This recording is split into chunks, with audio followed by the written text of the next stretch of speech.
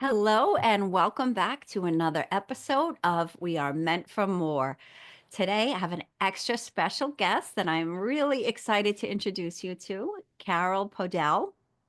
Hi, Karen. How are you? I am fantastic. Welcome, and thanks for being here. Thank you for having me. I'm looking forward to chatting. I love talking to you, so this will be fun. It is, I know it's going to be a great conversation. You have a really powerful story, so thanks for being willing to share. Always, always. Thank you. I'm going to read your bio so the audience can have a little idea of who you are and where you've come from, a little of your story, and then we'll dive in. Perfect. My glass is back on. All right. So, Carole is a life transition strategist, storyteller, and the host of the podcast She Takes the Lead, which is fantastic, by the way. So, I highly recommend checking that out. She Takes the Lead. You're also a fertility warrior and a very proud single mom by choice. Carole helps ambitious working moms navigate major life transitions, showing them how to confidently write their next chapter with intention, joy, and in a way that honors who they truly are. So important.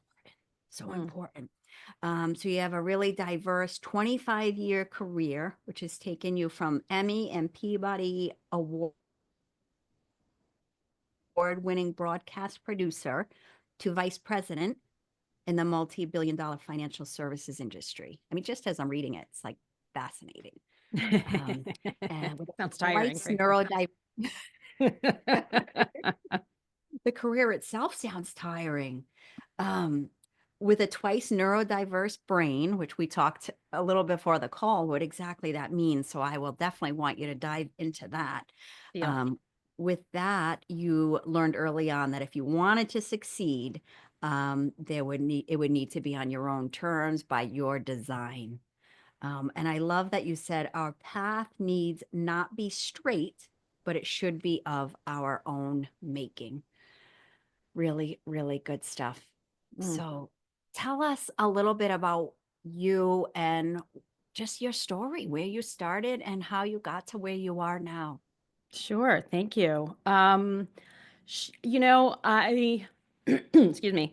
Um, I have kind of a diverse background. It doesn't seem diverse to me, frankly. Like for me, it's very clear. And I think this is part of the neurodiversity is that, I'm dyslexic, which I found out in the third grade. And then I found out about 6 months ago that I am also ADHD and probably have been that way for a long time. But I think like perimenopause, stepped on the gas a little bit to get me there, and it's helped a lot in my life. I mean, it's definitely created a lot of challenges that I've had to and hurdles that I've had to go over, but it's helped tremendously in that, I don't really see, and this is very common with neurodiverse people. They don't learn the same way that I guess the quote unquote normal learner does.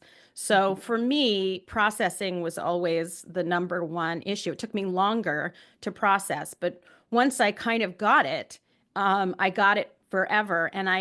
The way that I got it, which in like an academic environment is you have to go one, two, three, four, five. When you're an adult, it doesn't matter how you get to five, as long as you get there. And so my brain basically does one, four, two and a half, three, two, five. And right. So, when you're taking a test in college, that is a little hard.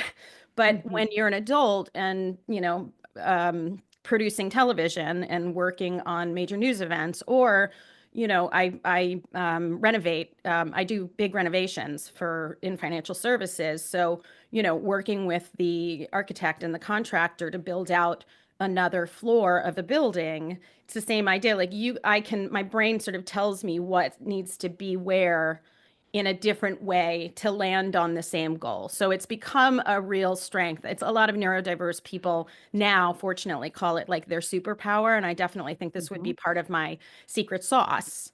Um, and it's over the years, I was born and raised in New York. I am like hardcore New Yorker. I love it. I was, Mhm. I was an actress and a singer when I was younger. Then in my 20s, I got behind the camera and started working as a television producer at ABC News and then other places. And during that time was in a relationship and, got married, started early, got married, started trying to have a kid, all the things, sort of normal, typical, average things. And um, sort of my my marriage wasn't going great. We probably shouldn't have gotten married. It probably should have just been a great first love, but um, we had been trying to have a baby and it wasn't working.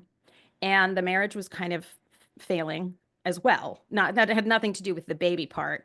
And he was trying to get out of the relationship as he was the right move. And I was, because I am a people pleaser and a caretaker, trying to fix it all and make sure that um it worked. And Mhm. I, I at some point, I had spent all this time trying to give him all the reasons why the marriage should work, and he's giving me all the reasons why the marriage shouldn't work and shouldn't work. And finally, he says, "And I don't think I want children." And something hit me at that moment, and I was like, "Okay." And he was like, "Okay, what?" And I was like, "Okay, you can go.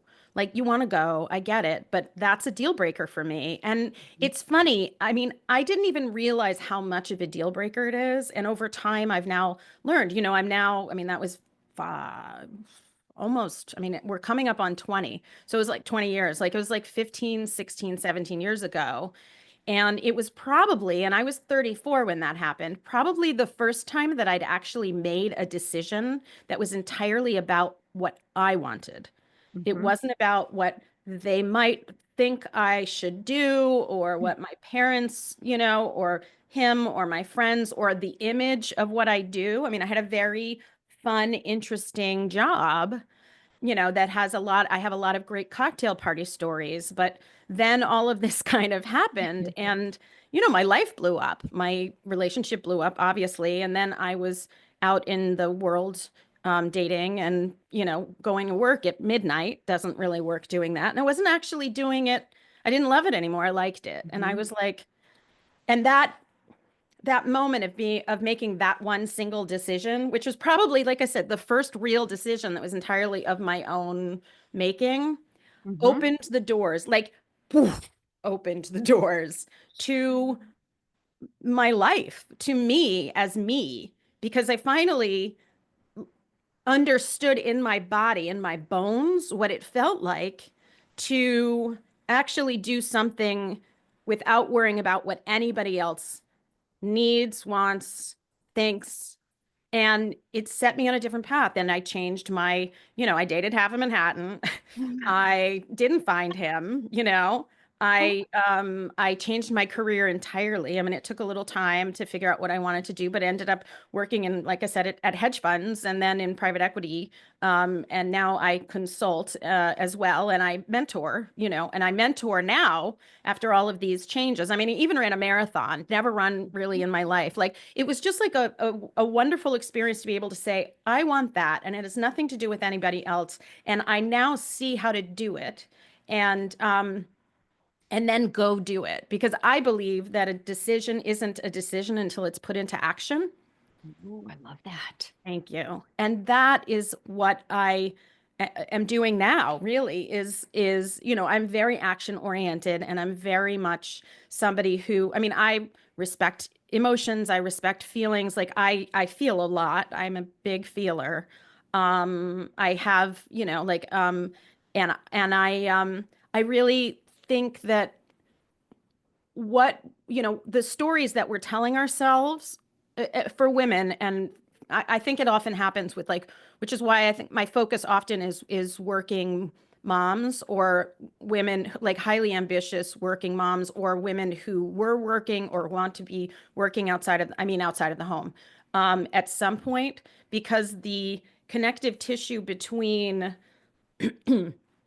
I don't know what I want to do next. I had this full life before my Mhm. family, and now I have my family, and I've taken care of everybody. And even if your partner, your husband or wife, depend, whatever, your partner is the main, like, caregiver of the children, you're still doing a lot more of the caretaking and the intuitive stuff. I don't know if that's societal or um, physiological, or maybe a combination of both, but that is a piece of it that happens. And I kind of reversed engineered, frankly, what I have done over and over and over again now.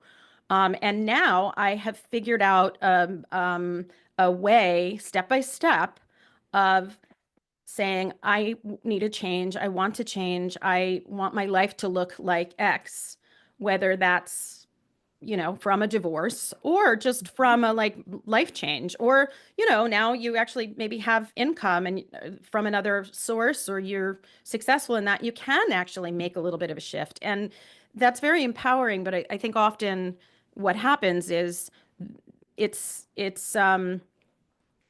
in our minds, it's presented as, what do I want? Well, I want to do something that supports the family. So what supports the family? And let me pick from that.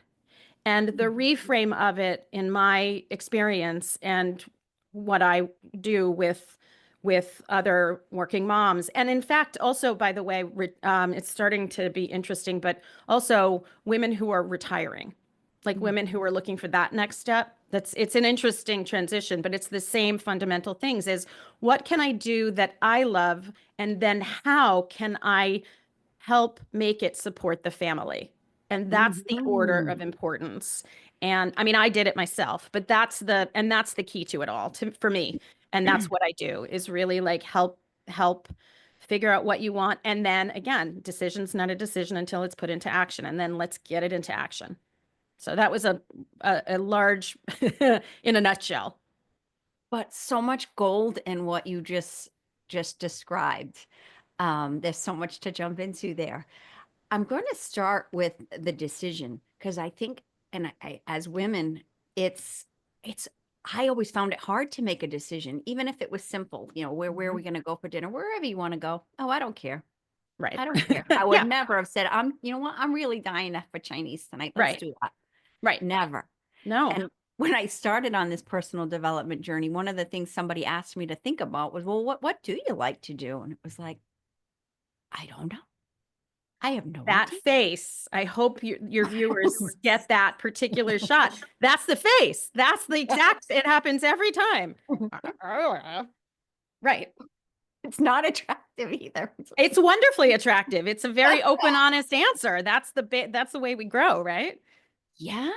So I didn't know. So where do people start when they say they know that feeling of, I'm not lit up. I don't like what I'm doing. I'm ready for a change, but I don't even know. I don't even know. Yeah, it's, I what Where I does it go?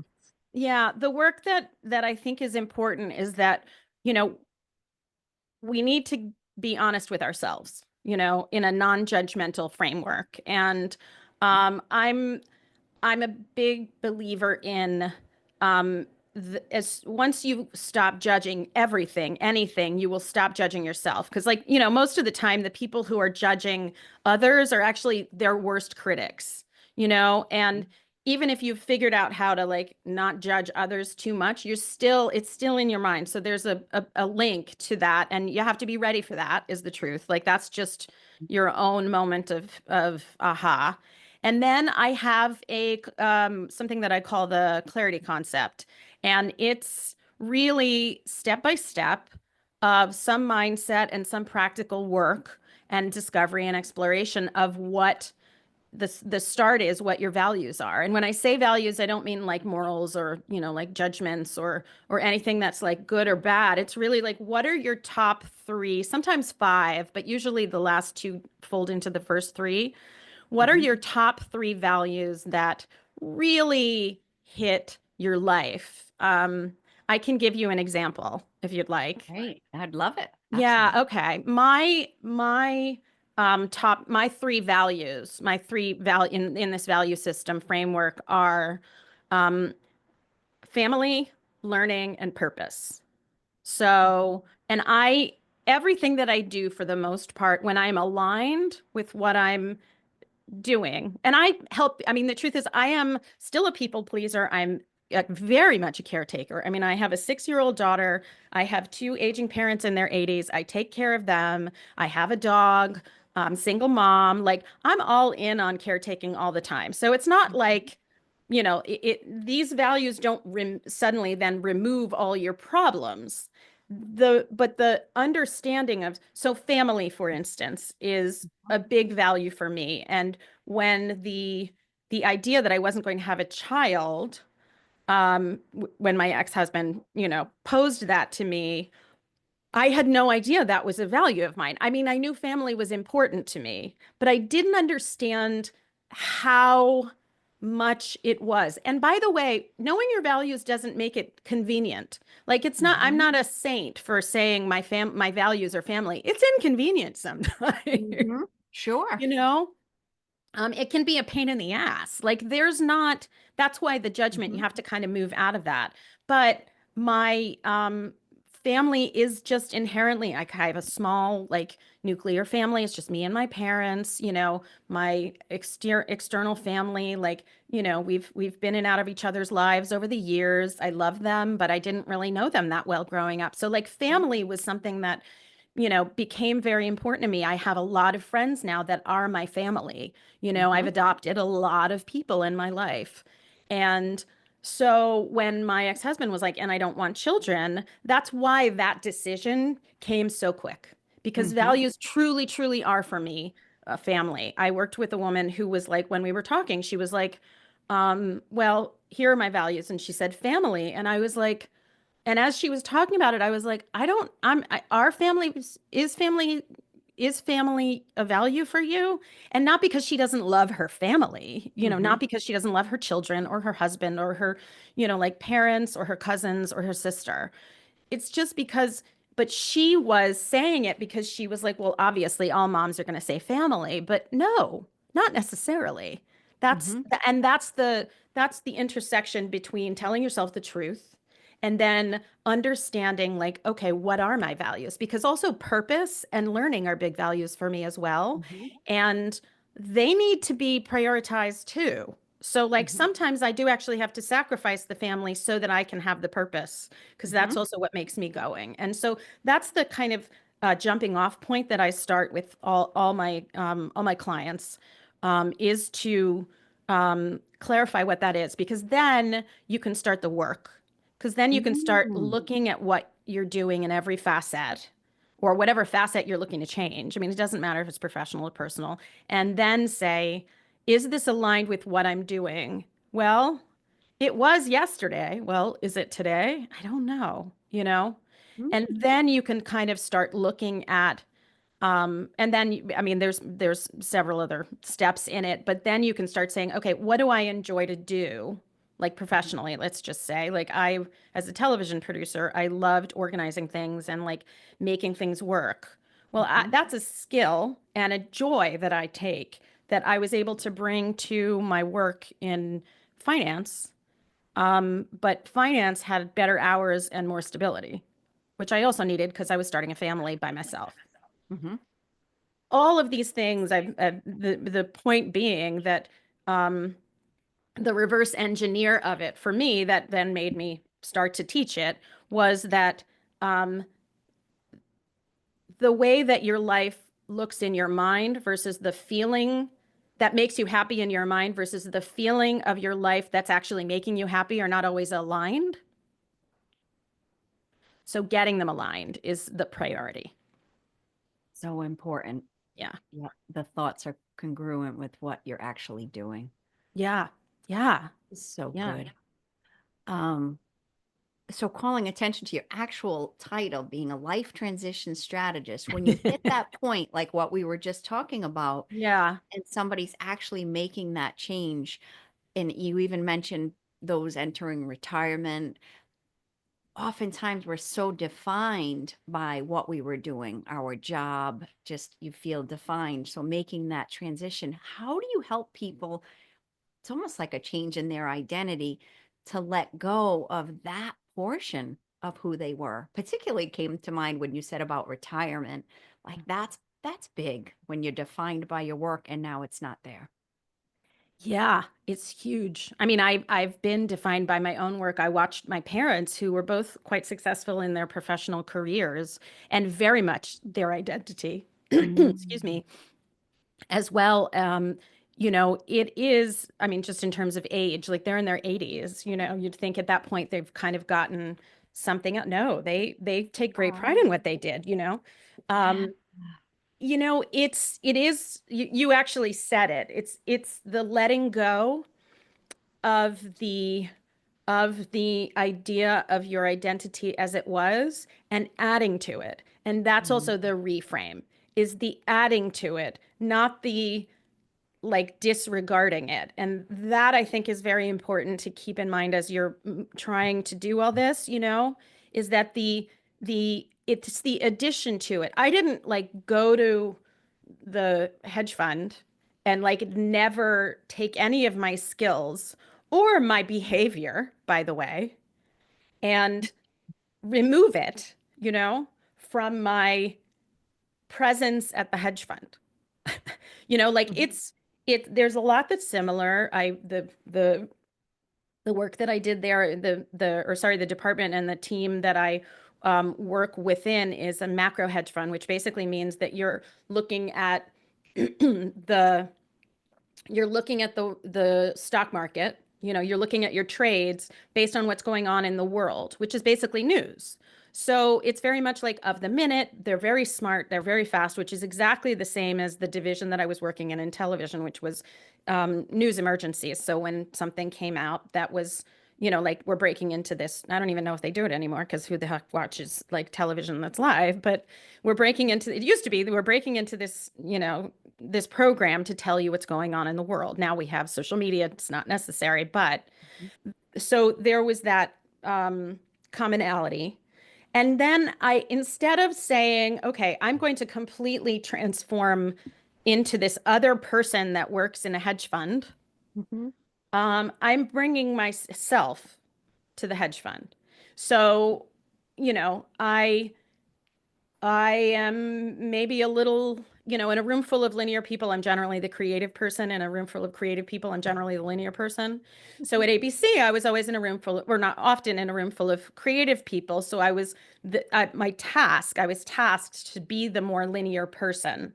In a room full of linear people in the hedge fund, I was tasked to be a bit more creative in how I did things. And so and I think that also I was just lucky is the truth. Like it gave me the opportunity to remain myself in that room. And this is a very long-winded way of saying it, but Mhm. basically I curse. Like the best way I can say it is I curse. I've always cursed. I curse in front of my daughter. I know people don't like to like it. I apologize, but I do. I'm not changing. You can get over it. I don't curse all the time, like I curse in a comfortable environment. When I was in TV, I traveled a lot Mhm. and I worked with a director who I was very close with, not romantically, just, as a professional relationship and as a friendship. But we're working very intensely. So we'd have a door in between the rooms so that we could work in the middle of the night because we were usually just doing like a 24-hour and then in a hotel room. Mhm. And so people often, you're blonde and you work in TV in a remote truck, and it's like usually like and there's a lot going on when people travel. And Mhm. there's always that rumor of, oh, she's sleeping with the director or whatever. Mhm. Like it's always that, Of course. especially pre-Me Too, right? Like Mhm.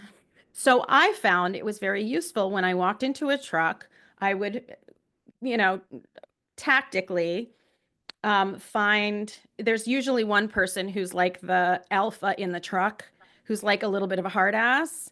And I would usually go over there and like drop an F-bomb and mess with them a little bit. And it would all loosen up. And everybody understood I was a part of the team. Mhm. When I got to the hedge fund, I would do that similarly. Mhm. And I would curse. And at some point, my boss was like, "You can't curse." And I was like, "Why?" He was like, "Well, it's not right." And I was like, "Why?" And, I wasn't cursing to clients. I wasn't like Mhm. cursing at, and I wasn't like, rah, fuck, rah, rah, like, that wasn't it. But I was like, I understand and I respect you and I will be more mindful of it, but I'm going to be honest with you. This is me. And he really appreciated that I could talk to anybody in on his team and really connect with his team. And I was very upfront. I was like, I'm absolutely not going to, I'm not going to disrespect you, but I don't want to. But also, like, part of my connection is my ability to be myself with these people and Mhm. so that they trust me.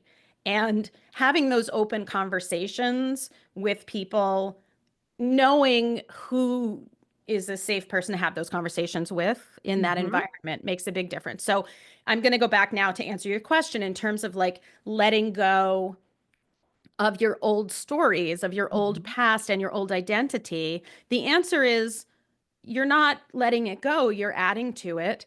And if Mhm. that changes your clothes, it doesn't mean that, like, it doesn't mean that you've now completely lost your identity. It means that your circumstance are different, requires a different costume.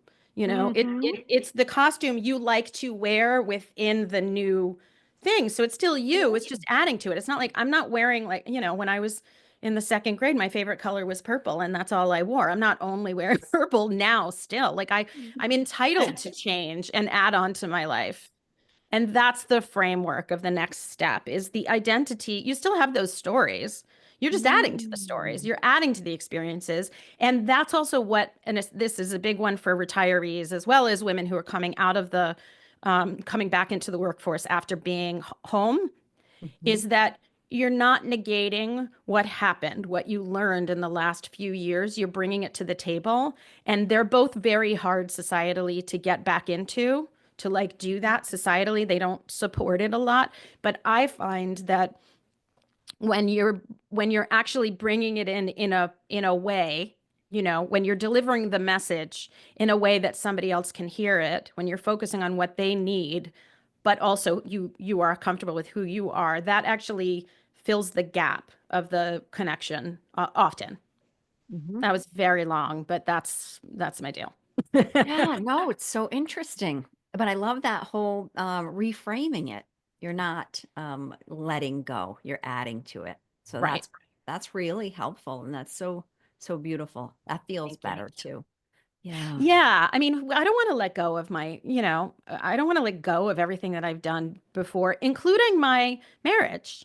I mean, I don't want to be Right. married and I'm not interested in like that's not who I am anymore, but after you have a 14-year relationship with somebody, you have a this Mhm. is any woman, this is any man, really. You have a long relationship with someone, and then there's heartbreak and there's disappointment. And often you just want to like shut that shit away. Mhm. You Yeah. like leave it in the corner and I don't want it, right? Right. But it's what built you. Mhm. So it's actually not a healthy nor productive Mhm. thing to not respect the fact that that was actually part of your journey for good or bad, and you're Mhm. entitled to talk about it and think about it and also like learn from it so you can do it to these other things. So it's not like I'm on, like that's the stuck part, I think, is Yeah. like I'm stuck in the time when my identity was this or when I was married or whatever. That's sort of where the bitterness comes sometimes, is like, I'm now looking at that. Well, no, I'm looking at that, but now I'm doing this, and they both can exist together as Mhm. a full Carole. So good. So good. It is. So I love how you help people do this. And then so transitions are normal and it's Yes. okay. And we don't have to erase a portion of our Yeah. life like it was Yeah. never even existed. Right. I think And that's what's so important. and what's fun, it's funny you said, so like my daughter is 6, right? And you're Mhm. teaching kids how to make transitions. Like it's not a natural thing that kids understand off the bat about transitions, because you get in something and you're like excited to be in something. So sometimes you just need some guidance and Mhm. some strategies, which is why it's strategist. I'm not there to tell you what to do. I am the facilitator helping you telling you the truth as much as I can see, as gently and as kindly and empathetic as I can be, but also as honest. So actually, I would love to give your listeners something because I think it sort of shows the point. I have, the top five things that, the top five truths that your friends aren't telling you that are keeping you stuck. And it can be personal or professional. It's valuable because your friends love you. And I mean, I have a great group of friends and they're very supportive. I have a therapist. I have like a lot of support in my life. The therapist is different because she will tell me the truth, but often she will try to lead me there. My friends who are very honest with me and really in my corner are not always going to tell me the whole truth every time because they don't want to see me like in a pile on the floor because I may not be ready to talk about it or do it or take it an action on it. But they do a piece of it, you know? So if somebody's coming to me, they're like, they've opened the door because they want to have the conversation. So it cues me to say, all right, let's look at this for real. So it's almost like a bestie, but like it's like having brunch with a bestie, but with an action plan at the end of it. Right. And I love that you're pointing out too that there's got to be a willingness on the part of the client to look at themselves and be accountable for their life, for where they are now, where they want to go. They've got Right. to do their part and be willing to take a good hard look, which Right. isn't Right. always easy, but it's so No. important. No. And it doesn't have to be a hard look. It can just be this is something that's important to me. It's Mhm. terrifying. I get that. I trust me. Most things are scary. That's, that's not that's universal ultimately. Mhm. But the the crap, we need to edit because I forgot what I was going to say. Sorry. Oh, no worries. Perimenopause. Yeah, What was I gonna that's say? okay. They started drilling and it distracted me. Um,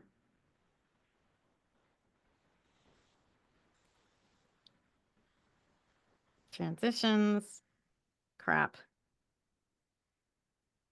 One sec. This is insane. This is what's crazy. This is what makes me totally nuts. Oh no, Um, it's to me too. yeah, it's very annoying. Um, well, basically the transitions that you're making, the movement that you're making, um,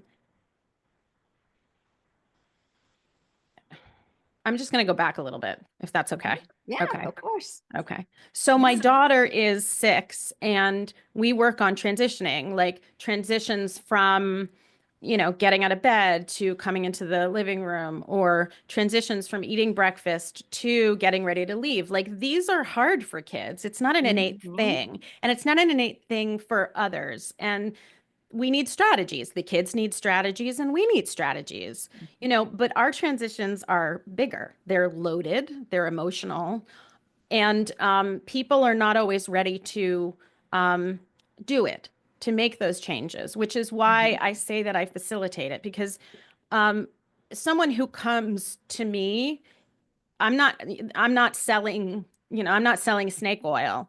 Someone who's coming wants to make a change. It may be terrifying. It may be the Mhm. scariest thing. And they may not know what they want to do, which is perfect. Mhm. It's a great place to begin.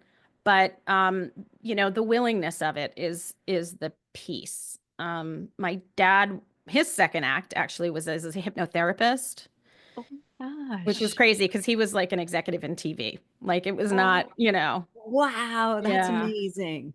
And what he said, which I always thought was interesting, he was like, I can't hypnotize, and he was good at it, but I can't hypnotize somebody who doesn't want to be hypnotized. Like if you want to stop smoke, if you're like, I want to stop smoking, and you look for a hypnotist to help you stop smoking. I mean, there's other factors, obviously. However, if you don't really want to stop smoking, you're not really going to stop smoking, Oh my you know? gosh. If you So the don't really, subconscious thought is yes. I really enjoy smoking. I'm Yeah. Or I tired of really like smoking. this is there, I'm getting something out of it. So then the exploration is, okay, so what is it that you're getting out of it that, because Mhm. obviously smoking's not working for you. It's going to kill you at some point. But what is the thing? Like I go outside, I smoke when I'm stressed out, okay, Mhm. what? Like, what is the impetus of that? Where is that coming from? And how do we, I mean, I'm not a hypnotherapist, nor am I a coach on smoking, but, um, but what is the thing that is stopping you from doing that, but is still serving you in your old universe? Because that's Mhm. usually the case for myself included. There's always like something that I'm having trouble letting go of. My first question to myself is usually, what is this serving me? I want my daughter to not watch as much TV, like, and I fully have control over that. But it's Mhm. basically serving me as a single mom to be able to do other things and not have to worry about her, entertain her, answer her questions. That's the truth. It's not actually my favorite mommy moment, but that's just the bottom line. So I have to make a decision then. Is she going to watch more TV, or am I going to suck it up and, you know? Mm. Yep, I love the honesty in that. So that's the method, or that's what I do. Like, that's where I'm just bringing kind of my own dogma, I guess, to it. Yeah. Yeah, no, it's great.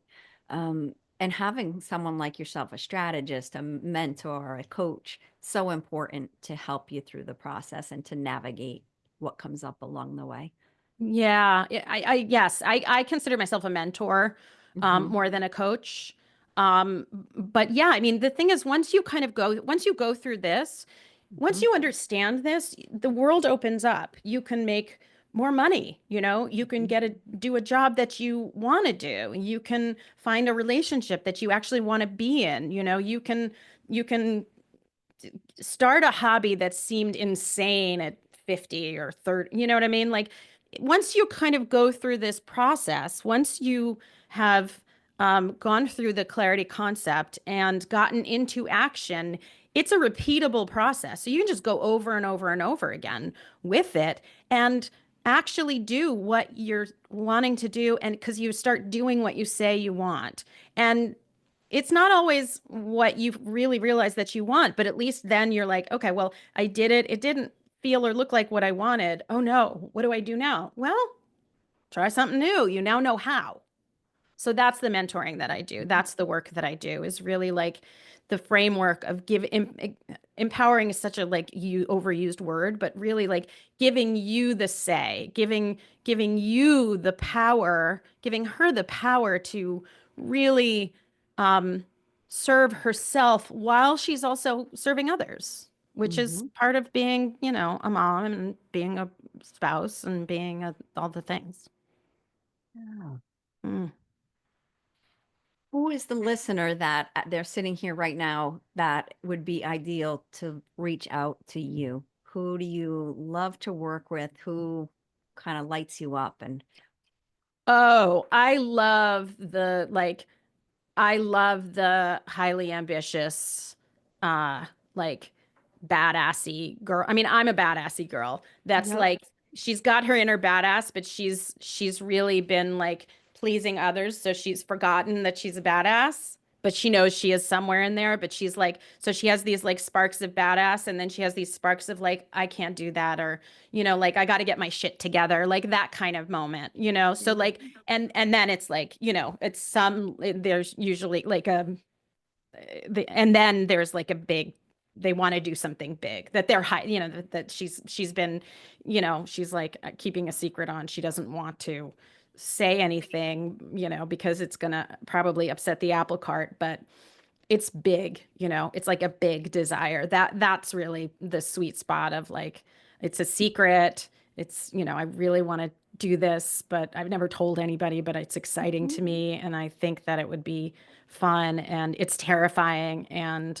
um, I'm very capable, of doing everything, but somehow feel like this isn't possible. It's possible, and I can help get her there.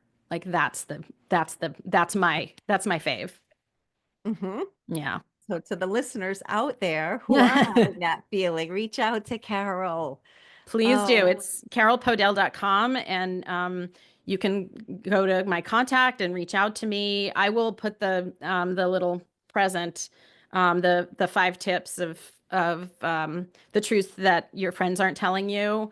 It's on my website. I'll put it at /Sarmento. So it's carolepodell.com/Sarmento, so your listeners can find it. Oh, no. Excellent. Yeah. Oh, that sounds really, it sounds good. Who doesn't want that? That stuff. And we'll put all your contact information in the show notes. Do Great. you have Thank you. any parting words of wisdom for the listeners? Yeah, I mean, I thank you. Huh.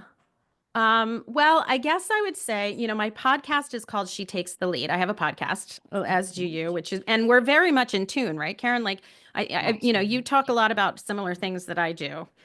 Mhm. Yes. Oh, absolutely. Yep. And so it's called She Takes the Lead, and that's what's important to me is taking the lead in our own lives. It doesn't mean that we are um, not taking the lead in helping others or doing for others or blowing your life up or changing the dynamics of it. Although sometimes that has to change. It's you're taking the lead in your own life because you are, whether you want to think of it from you are the star of your own show, you are the leader in the company that is your family, like however you want to look at it, you have the power and the ability to take the lead in your own life and make those choices your own that will make you happy and fulfilled and joyful and feeling content and whole. And that's, I think, my parting words for everyone today. I think that is perfect. And that is exactly the thought I want to leave everybody with. Thank you. Thank you so much for having me. You're just a doll, and I love talking to you, and I love the podcast. It's just great. Thank you. And yours as well. So I encourage everybody to check it out. She takes the lead. I love it. Thank you. Thank Thank you you. so much, Carole, for being here. It's been a pleasure and so much, just literally gold in everything you Aw, talked about. thank you very much. I appreciate it. Oh, and to all the listeners and viewers, thank you for being here for another episode of We Are Meant for More. We'll see you next time.